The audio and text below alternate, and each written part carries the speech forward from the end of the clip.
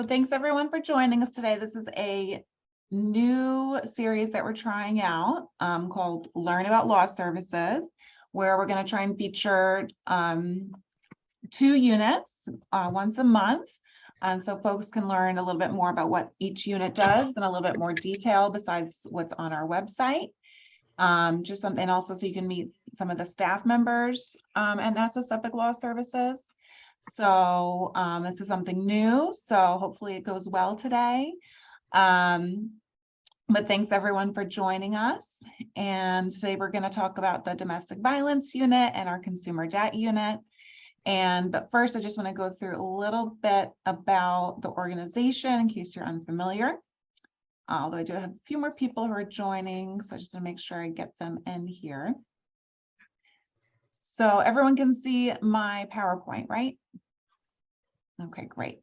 So if you could just keep your microphone muted. We're going to try and do this a little bit casual today. So if you have questions, you can put them in chat or you can raise your hand and I will call on you, and you can do that throughout the presentation. And just a little bit about Nassau Suffolk Law Services. We're Long Island's largest legal services organization. We handle over 6,000 cases per year, including direct representation or phone consultations, brief service, referrals to other agencies. We have offices in Hempstead, Islandia, and Riverhead. And our staff comprises of attorneys, paralegals, and social workers. And we have partnerships with community agencies as well. And these are our offices and our phone numbers. I wasn't planning on sending out the presentation to anyone, but if you would like the presentation, you can either email me directly, and you should have received an email from me this morning, but I will also put my email in chat in a few minutes in case you want a copy of the presentation.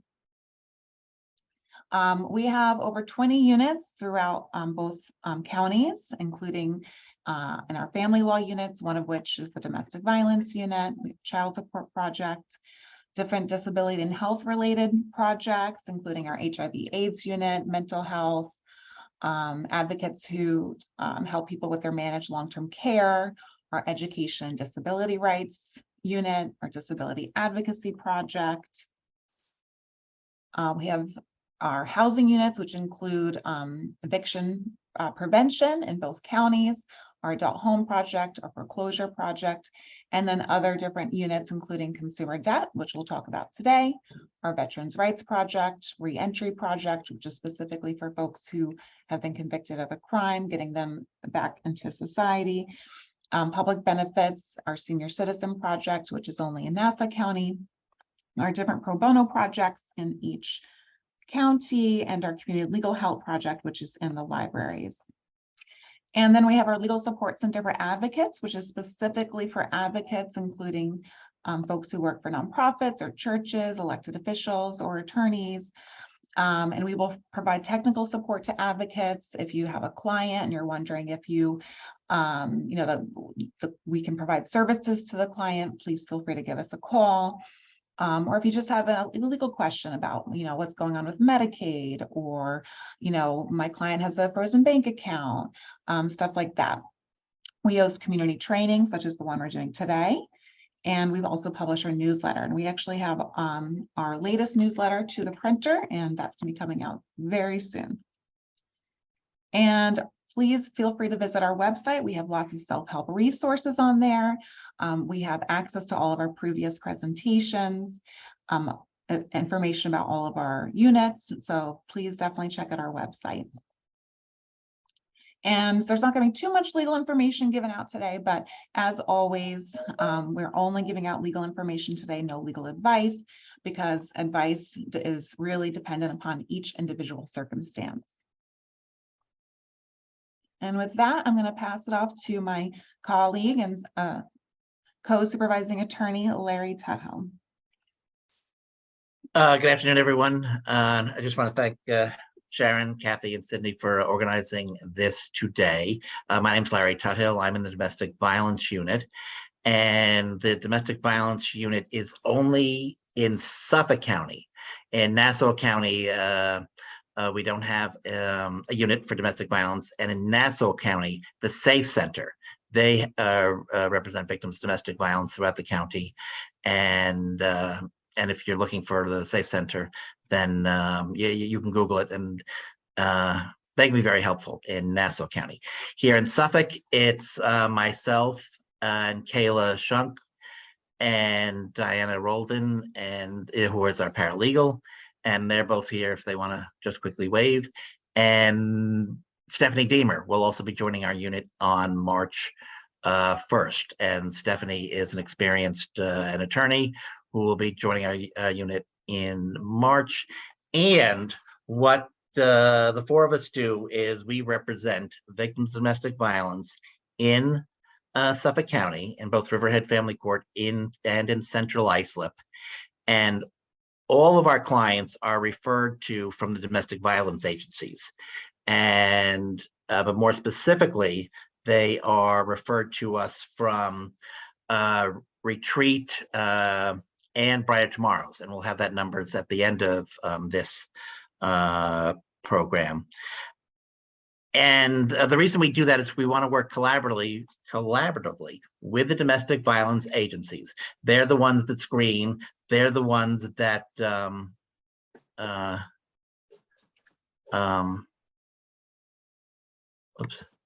the ones that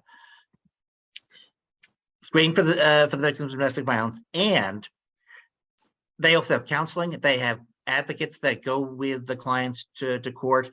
They have counseling not only for children and adults, and they provide a number of services. So we work collaboratively with the domestic violence agencies, and that's why we only take referrals from them, because we want to work with the clients. And what we do is we try to get them the orders of protection. For those that have children, we try to get them an order of custody, and also support. We do not do divorces. And we do have a pro bono project, which is something that can be, I'm sure will be discussed at another time. But unfortunately, there is very limited free attorneys for divorces, and that's a need that I believe many in Family and Supreme Court recognize. So firstly, we get the order of protection, and that's done by way of petition in family court. And it can either be a stay away order of protection or refrain from order of protection. And what has to be alleged and proven is a family offense. The respondent must have committed is alleged to have committed a crime. They go in to the judge and seek an order of protection ex parte. That means by themselves. And in our case, it's usually with an advocate, goes in with them, and they get an order of protection, and then the case is referred to us after that. We then go into court and see if the respondent will consent to the order of protection, or in the alternative, whether they don't, then we represent them, the client, at a trial. And obviously, the more serious orders of protections are the ones where stay away. That's where a more serious event has occurred. Judges also do give refrain from order of protections, which is a refrain from threats or acts of violence, and is basically a piece of paper which tells the respondent not to commit a crime. And the good thing about having an order of protection is here in Suffolk County, the police have a pro-arrest policy. In other words, if there is an allegation that somebody has violated an order of protection, the police will arrest them just based upon that allegation. So there are many benefits to having an order of protection, and it is not mandatory that they have an order of protection for them to be referred. The only we do have some clients that do not have an order of protection, but if they're referred to us by the domestic violence agency because of the domestic violence, we would still represent them. Also, at law services, Sharon just went through all the different units we have. Most of those units cannot represent the undocumented, and that is not true for a domestic violence. And And the reason most of our agency can't, those are federal regulations and federal laws that have been set down by Congress. And until they're changed, we are not able to do that. But there is the exception for victims of domestic violence. So we do represent victims of domestic violence throughout the process. And now I'm just going to jump quickly over to custody. We also represent clients who are seeking custody of the children, and there the judges are looking for best interest of the children. That's the law, and that's how they determine who should have custody of the children. And domestic violence is always an issue in a custody proceeding. They must listen to the allegations of domestic violence, and most of the time our clients do get custody because of domestic violence, and because obviously we do want to keep the kids with our clients. And we do, again, just as with regard to orders of protection, we try to come to an agreement. And so we have offered, and clients have agreed to joint custody, and sometimes respondents are more willing to do that. And obviously that's not appropriate in serious allegations of domestic violence where the abuser is very controlling, wants to make all the decision makings, and with regard to the children and their joint custody, it's not appropriate. It's only joint custody, in my belief, is only appropriate where the parents can deal with the raising of the children. And of course, what we try to do here at Law Services, and this is our goal in working with domestic violence agencies, to get them away from the abuser, get the custody petitions, and obviously we do set up the visitation and such, and then we also represent them in support proceedings. And here in Suffolk and in Riverhead and Central Islip, they have child support magistrates who determine what child support should be paid, be it what percentage of a respondent's income should be paid, and we can also seek spousal support. So Larry, we have a question. Sure. On child custody, are we assigned by the court, or can clients come through our intake? No, clients cannot come through our intake, and we are not assigned by the court. Now, there have been times when judges have referred cases to us, and what we do is we refer them to the domestic violence agency to get the proper referral. We only take cases from domestic violence agencies, and you can see the numbers that are there on the screen from the Retreat, Brighter Tomorrows, Vibes, and the Long Island Domestic Violence. And there are even a few other DV agencies that we take referrals from. But the referrals come directly to me from these organizations, and we push, and when I say push, when clients even call the office looking for representation in family court, we refer them to the Retreat and the Brighter Tomorrows because we have contracts with both agencies. So those two agencies are the ones that get priority with us because we have contracts with them. They send the referrals over.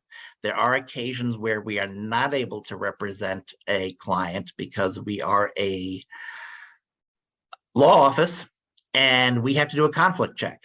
If we have represented the respondent in the past in one of the many other agencies that Sharon went through, we then cannot represent the victim of domestic violence, and then they are sent elsewhere, either to legal aid or even private attorneys. And Retreat also has other attorneys who represent people, and some of the, and I know Vibes and Long Island Domestic Violence also have other have attorneys that work for them. So there are other agencies that can represent the victims of domestic violence if we can't.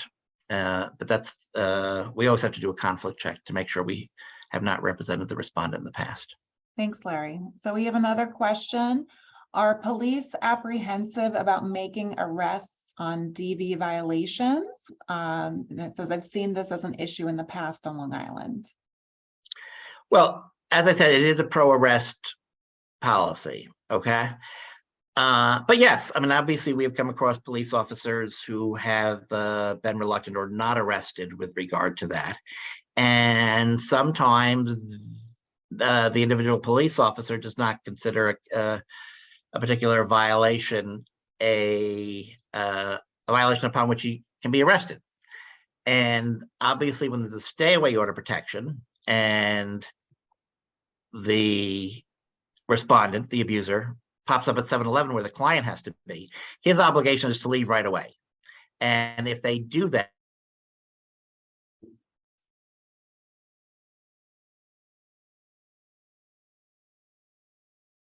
Is anyone else hearing Larry? He cut out. the do Okay. not communicate clause. Oh, Larry, you And- cut out for a minute. Oh, I'm sorry. That's okay. Could you just repeat what you said? Just for like the last 30 seconds or 20 seconds. Okay, I still can't hear you, Larry. All right, so I'm just And- gonna continue on. I can't hear Larry, so I'm just gonna continue on for now. If we can get Larry back in a minute, if you have any other questions, we'll get back to Larry.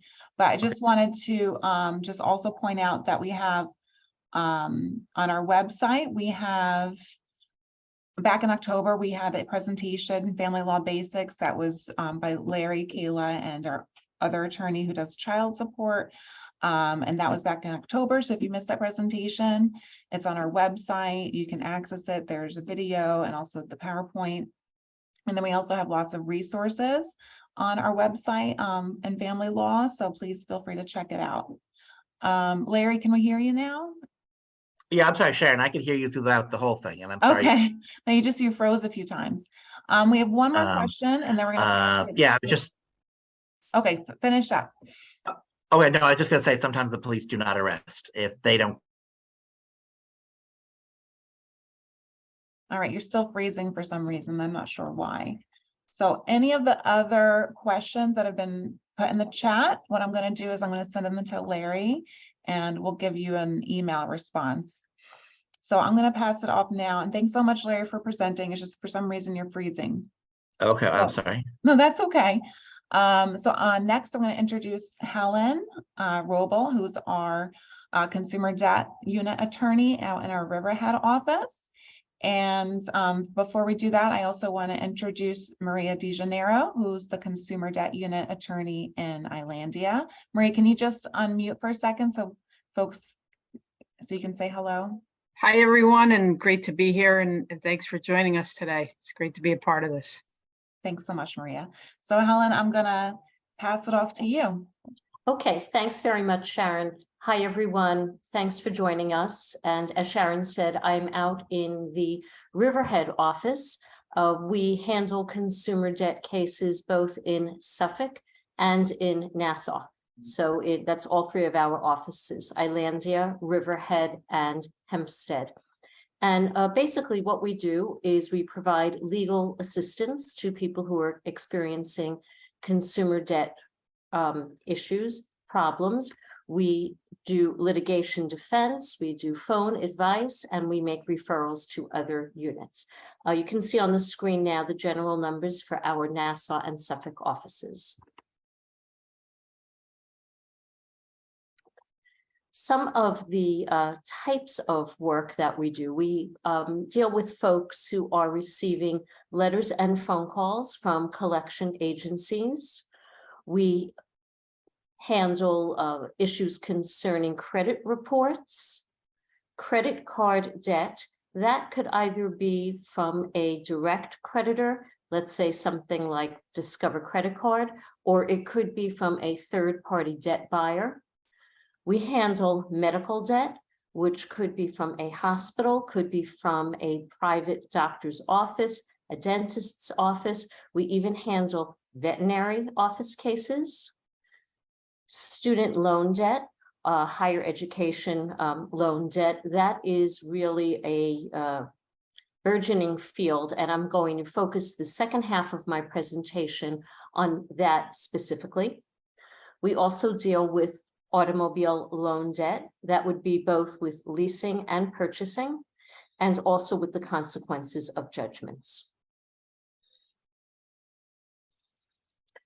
Okay, so in terms of handling collection, letters from collection agencies or phone calls from collection agencies, we can get into the Fair Debt Collection Practices Act, FDCPA.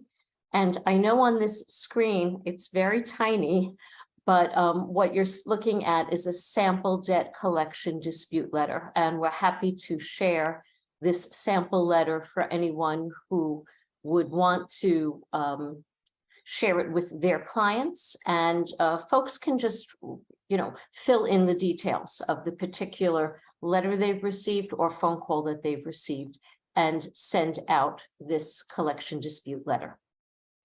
Yeah, anyone can email me and I can send it to them. People who are an advocate, not a client. Unfortunately, I don't deal with clients directly anymore, just that little caveat. Okay, and let's see the next slide.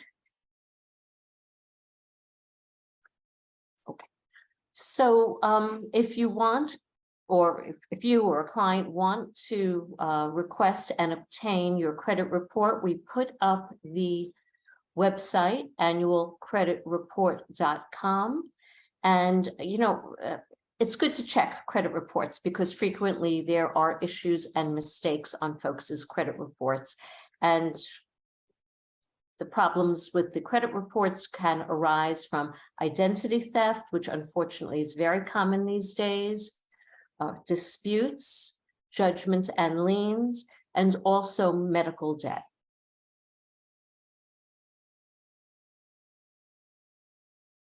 Okay. So some of the things that we do here in our unit is debt counseling. We can also make referrals to debt counseling agencies. Our unit itself does not do bankruptcy, but we have attorneys at law services who do handle bankruptcy. We can make referrals to them. We can also guide folks through the different court processes. We see consumer cases in district court. We see it in Supreme Court and also in small claims, believe it or not. There are consequences for folks having judgments, and the three most common consequences are frozen bank accounts, wage garnishments, and liens on properties. Okay, so here we're getting into the part of the presentation regarding higher education debt, which we are really seeing as being an area that is blossoming. You see the acronym EDCAP on top. EDCAP stands for the Education Debt Consumer Assistance Program, which is part of the Community Service Society. And EDCAP really is a one-stop shop for student loan debt and related issues. They assist with both federal and private borrowers. There's a long list of what EDCAP does, but I'm going to move on to say that Nassau-Suffolk Law Services is a proud spoke in the network of EDCAP. You can see from the graphic that EDCAP uses a hub and spoke model, and the hub is on top. The spokes are the different partner agencies.